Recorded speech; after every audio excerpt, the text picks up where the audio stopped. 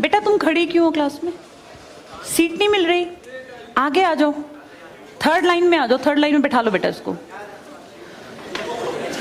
फिर तेरी बहन को जब कोई कहेगा यहाँ आके बैठ जा, फिर अच्छा लगेगा? थोड़ा लिमिट में रहना चाहिए ना। बैठ जाओ बेटा। चलो अपने देखो, अपने व्यवहार को ऐसा रखो जैसा तुम दूसरे के साथ करो, तुम्हारी बहन के साथ वही होगा। यहाँ नहीं, जहां वो कॉलेज में जाएगी वहां होगा, बस में होगा, ऑटो में होगा। समाज सबसे मिलके बनता है। तुम घटिया हो ना किसी के लिए, तो तुम्हारी बहन के लिए 100% कोई ना कोई घटिया। भगवान जो है कर्मा रिटर्न्स बैक है, ये सीधी थ्योरी है ये। और ये मैं अपने लिए भी मानती हूँ, मैं अपनी बेटी के लिए भी मानती हूँ। मैं जैसा कर रही हूँ ऐसा ही मेरे साथ होगा, या मेरे घर वालों के साथ। तुम जैसा कर रहे हो ऐसा तुम्हारे भाई बहनों के साथ होगा ही होगा। हम किसी भी बेटी के साथ गलत करेंगे ना, तो अपने आप को इसके लिए तैयार रखना कि मेरी बहन भी पढ़ने निकलेगी। आज छोटी है तो कल निकलेगी। चाचा की बेटी, मामा की बेटी, ऐसा नहीं कोई घर में रिश्ते ही ना हो, माँ भी तो होगी।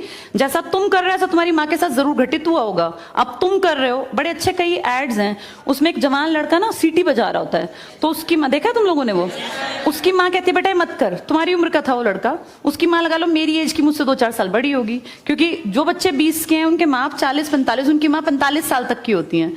तो लगातार सीटियां बजा रहा है, उसकी माँ उसको कहती है बेटा मत कर, वो इरिटेट हो जाती है। तो वो फील करता है कि मेरी माँ ऐसा क्यों, मतलब क्यों चिढ़ रही है सीटी बजाने से, घर में बैठ के बजा रहा था सीटी। तो उसकी माँ को याद आता है कि जब मैं रोज बस स्टॉप पे जाती हूँ, 45 साल की अधेड़ उम्र की एक औरत, एक घटिया लड़का, मतलब ऐसे नहीं होते बिल्कुल ही घटिया जिनकी परवरिश हो, वो रोज उसको परेशान करता है, उस 45 साल की औरत को।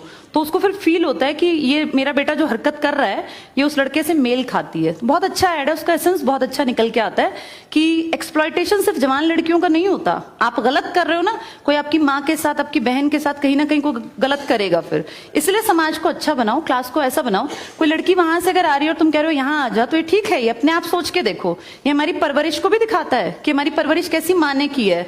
अपनी बेटियों को जितने हम संस्कार देते हैं ना, उससे ज्यादा बेटों को देने चाहिए, क्योंकि गलत करने वाले लड़के ही तो है ना, किसी के प्रति गलत कमेंट करने वाले।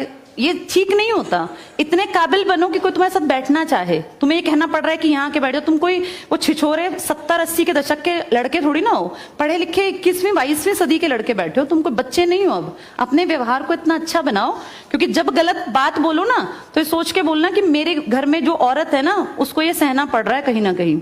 तुम ही लोगों ने समाज बना रखा है, इसको घटिया बना लो चाहे अच्छा बनाओगे तो पूरा समाज अच्छा बन जाएगा। घटिया बनाओगे तो तुम्हारी माँ को भी 100% सुनना पड़ता होगा, क्योंकि ये कर्म है, ये किसी को नहीं छोड़ते। तुम सबको चार दीवारी में नहीं रख पाओगे, तुम्हारी माँ को भी कहीं ना कहीं बाहर निकलना पड़ता है, चाहे वो मार्केट सब्जी लेने जाती हो, गांव में रहते हो तो गली में तो निकलती है ना, उसको भी सुनना पड़ता होगा, क्योंकि समाज बनाने वाले तुम ही लोग हो। तो ये ध्यान रखो सबको कि भाई किसी को हमारे किसी भी कमेंट से